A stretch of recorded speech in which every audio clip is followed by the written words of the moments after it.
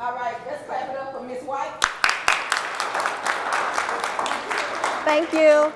Good morning, ladies, and I appreciate your applause. So I'm gonna try to make sure I'm worthy of that because I was pretty good. Normally you tell folks to clap, they'd be like, yeah, okay, whatever. My name is Stephanie White, and I do work at juvenile court, and I am very honored to be able to be here with you all. The purpose of my being here is to be able to give you some information about juvenile court without actually like slamming it down your throats. But I'm just gonna give you this one piece. I don't wanna see you at juvenile court. I don't wanna see you there because when you're there, you're without a parent. When you're there, you're without any help. And when I say help, I mean people that you know. Now, we have plenty of programs, we have plenty of counselors and folks that will come in, but that's not the same thing as having your own people there. So I don't want to see you at juvenile court. So hopefully something that I'm going to say to you, and I promise you I'm not going to be before you very long, so please don't fall asleep, don't blink too long, because I'll be gone. All right, I had to modify this just a little bit because of the age group that I have. But how many people are ready to get out of your parents' house? You say, okay, it's time for me to go. I can do this. I'm on my own. I'm not raising my hand. I just was giving you an example of what to do. How many of you all are ready to just go? You're ready to go to college. You're ready to get on your own. You're ready to work, have your own, whatever it is that you want to do. What grade you in? In the who? Oh, now's the time so you can get some scholarship money so you don't have to pay for it. But that's a whole nother conversation. All right, so let's talk about this. When we want to get outside, we want to make sure that we realize that when we get outside, we don't have that comfort and that warmth of mama. It's cold outside, babies. I want you to understand that it's cold outside. And when it's cold outside, you have to remember that you can't always trust who you think you can trust. I'm sure you've already experienced something like that at an earlier age. And what I want to talk to you today, and I want you to please make sure that you remember this. I want to know if you are bused or are you trained. Now, buses and trains are two different methods of transportation, correct? Mm-hmm. All right. So if you're on the bus, you know, sometimes the bus moves kind of slowly. I'm sorry, I know you're like, oh, I want you to be still. Okay, I'm going to try to move where you'll have to do all that. A bus, a lot of times, it gets you where you need to go, but it moves slowly, right? It makes stops. It's got to pick up other people. But see, bus is actually an acronym.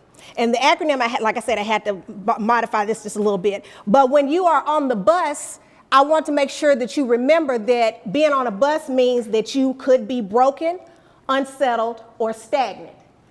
Now, when you're broken, that means that you have a lot of pieces that you have had to deal with inside of your life. And I say in your life, inside of your life, because your life is like a box. So you may have dealt with, and I pray that that is not the case, there are people who deal with molestation. There are people who deal with being sexually assaulted. There are people who deal with being pressured to do things that they don't want to do.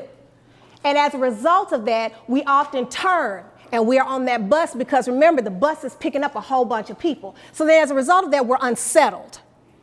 Well, I'm restless. I don't want to be here. I don't want to be in this spot. I need to have some type of company. Well, let me move over here with, what's your name? Tramilla. I'm going to move over here with Tramilla because I know her at least. I want to make sure that we're okay. But if I have some bad habits and bad ways, I might be pulling Tramilla in the wrong place because we're on the bus together. So I've gone from being broken, and broken can cause you to become bitter. And as a result of that, you become unsettled. Girl, just turn your chair this way so that way you can see me. I won't keep twisting around you. Now, the last part is being stagnant. Now, does anyone in here know what it means to be stagnant? I'm not going to hold you up on that one. Stagnant. It means that you stay in the same space. You stay in the same spot. There are times when you look and sometimes you just get frustrated because you feel like you're doing the same thing over and over and over again. You're on a bus. There are broken pieces that have caused you to become unsettled, and now you're not moving. You're not going anywhere. The people around you aren't moving. They're not going anywhere. They're not doing things that could actually put you in a position to move forward, to propel you. So I'd rather be on a train. So if I'm on a train, that means that I'm teachable. I'm respected. I'm accelerating. I changed the I for you all, I'm sorry. I'm independent, and I have no excuses. So keep in mind with the bus, a bus is kind of moving and it's wobbling and it's going and it stops, picks up some people. The door even opens slowly. And then it moves and it wobbles and it moves and it stops. But what does a train do?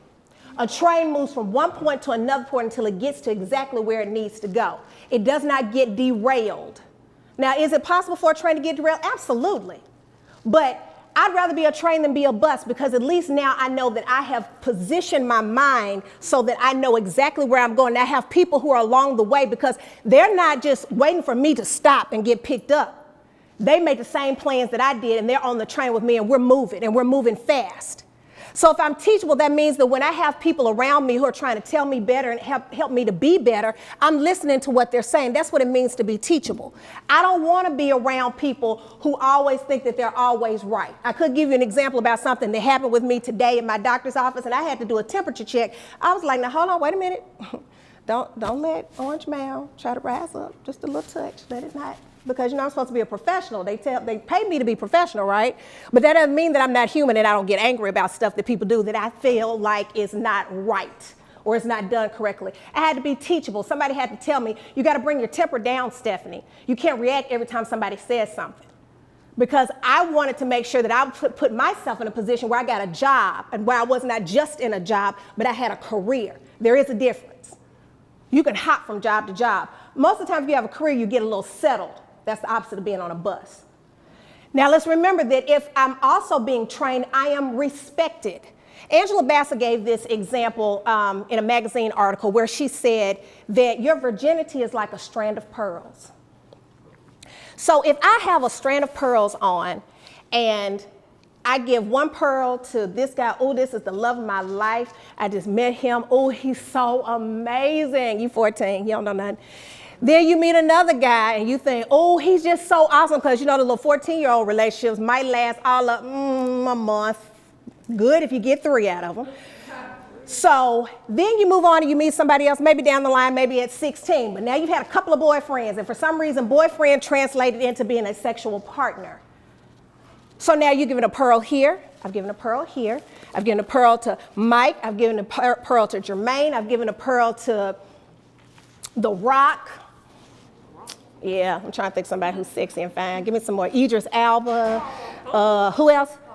Oh, yes. Give him a pearl. Who else? Oh, more. Girl. But he got to shave his chest. Give a pearl to Morris Chestnut. Now, guess what?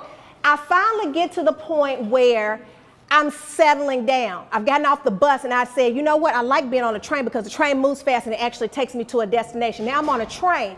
But if I've dropped off all these pearls in all these different places, guess what happens when I finally meet somebody I really want to be with? Memphis is small. You all know that. It is very small. People will tell your business faster than you can even do the business.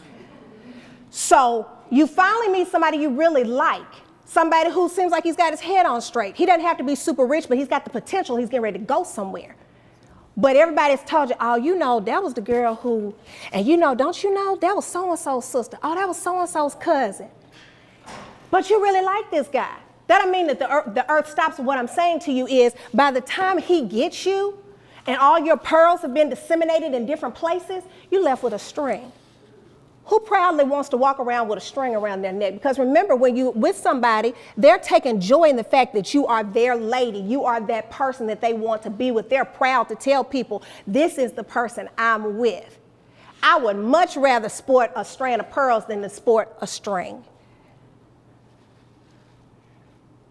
I want you to keep that in mind, because when you're trained, remember, you're teachable, you're respected. And then also, with your A, you're accelerating. The train doesn't slow down.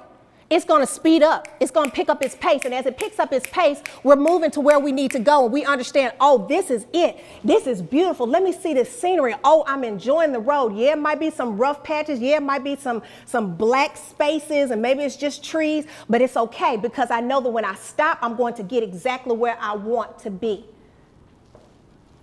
Then when I'm a trainer, I'm independent. I'm not playing the victim. Well, I can't ever get good grades because Miss So-and-so don't like me. I can't ever I can't stand my supervisor on my job because she always picking on me. I told her I was going to do them fries when I got ready to. Well, that's not your job to tell the people you work for that you're going to do it when you get ready to. Because remember, they didn't come look for you. You went and asked them for a job. So then you ought to be able to represent where you are with some type of respect from the standpoint of your name is associated with that job. That's your name tag, if it's a place where you have a name tag. There's nothing wrong with working in places where you have a name tag because we all have to take steps. When you have a flight of steps, you don't just jump to the 8th one. You might have to jump, you might be able to jump up 2, but then you have to walk up a few. So let's make sure that as we're accelerating, we're understanding that we need to liken ourselves and be around people who are accelerating as well. Well, I don't want to leave my friends behind. Well, that's not a good thing. Who's got the stronger personality? Because one of us is going to pull. One of us is going to pull. I'm either going with you or you coming with me. Or we sit down and we say, you know what? I'm tired of this life that we have to deal with. I'm tired of whatever this situation is. I'm tired of the grades that I'm making. Let's make a conscientious effort to do better. Because we're independent and we're not making excuses for the things that are going on around us because we're not playing victim. And then let's also remember that the N is for no excuses. There is no reason why I can't do what I want to do. I'll give you an example. When I left college, I played sports. When I left college, I kind of lost track of me. I'm only 5'2". I gained over 50 pounds. So I was at 206. And I was like, well, as long as they make stretch, I'm good. I don't really care. I kind of camouflage a little bit with a scarf here or there until it started affecting my health and my knees started bothering me. I'm like, I'm too young to have knee problems. What's really going on right now? I go to the doctor's office and they tell me how much I weigh and I'm like, that's impossible because I just didn't realize. But then at that point, it was like my health from my knees to my heart were having issues because not that much of me, I'm just this tall. So that means that the stress that I had in my life, the things that were bothering me, the things that I actually had some control over that I could change were causing me to not be healthy because stress and worry cause other physical ailments. I want you to understand that. That's why you end up sometimes with people who are as young as you are and they have cancer. Stress causes problems. And when you are able to do something about the stressors that are in your life, you should, because there are no excuses. So I'm going to leave you with this because I don't want to hold up too much of your time. And I do appreciate that you all gave me your undivided attention because I've seen just about everybody's eyeball. Someone with maybe one eyeball, but I appreciate you. When you are looking to try to do better and you don't want to be on the bus, you don't want to be bitter, you don't want to be broken, you don't want to be unsettled, you don't want to be stagnant, you don't want to be silly, and you decide that you want to get on the train, remember sometimes you have to have a trainer. And that's why you get you a mentor. Find you somebody that you can talk to. Find you somebody who actually will do the due diligence of being in your life. Now, that does not mean that that person becomes your best friend because a mentor is likely going to be some years older than you. And I tell people this wherever I go. You are more than welcome to have my telephone number. I give it out wherever I am. Because I personally feel that when you hide things, that's when folks will go through all the trouble in the world to look for your telephone number. I used to teach, and I gave my telephone number to every student I had. Every single student I ever had. And you know what those jokers did? Most of them didn't even use it. But the teachers who tried to hide their number, they played Bell South, they played T-Mobile, they played everything under the sun to find those people's numbers so they could prank call them. Why? You won't call the one that wants to talk to you. Why are you calling the one that don't want to talk to you? Find you a mentor. I have no problem with being a friend and a guardian of sorts in order to be able to help to usher you into the right path that you want to go to. The last school that I went to and I spoke at, I had some young ladies who called me, and I'm not going to say that I was surprised. I was surprised of the ones who actually called because they were the ones that were the silliest. They were up there talking, laughing. I'm so sorry, ma'am. I'm so sorry. I'm so sorry, ma'am. I'm so sorry, ma'am. But then had the weight of the world on their shoulders. Because sometimes we got to laugh just to be able to keep on moving. I get it. I've been there. So if ever you need someone to talk to, find you a mentor, because a lot of times you have people around here who will tell you, if you need me, call me. Tell me, you've had people who have reached out to you, and y'all going to learn that chant. You hear me? Y'all going to learn it. Y'all going to say it like you mean it. Kevin Hart said, y'all going to say it with your chest. You hear me? Y'all going to say that chant. But what she said makes all the difference in the world. You have to mean it. So if you ever want someone to talk to, I am here. My telephone number is 901-491-1407. I'll say it again in case you need to get you a piece of paper or you want to get, I don't know if y'all can get your cell phones. I don't want to get you in trouble. But Make sure that you have someone in your life who got some sense.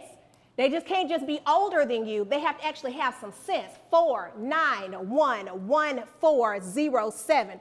491-1407. 491-1407. I don't care how you put it. 491-1407. My name is Stephanie, Stephanie White.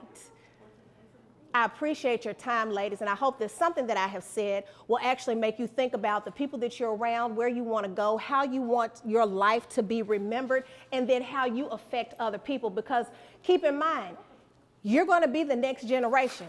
So I'm sitting here looking at the next people. I might walk into a doctor's office in a couple of years, and I might see one of y'all. I might walk into, I hope I don't have any law troubles, but I might see one of y'all. Okay, then. Dentist's office. I might be sitting up watching the Olympics and sit up and see you, and I'm going to be so proud because I love to see our young African-American girls doing things. Stephanie White, I'm getting ready to leave you all, 491-1407. Don't sleep on having a mentor, okay? All right, ma'am. All right. Thank you for your time. I appreciate you.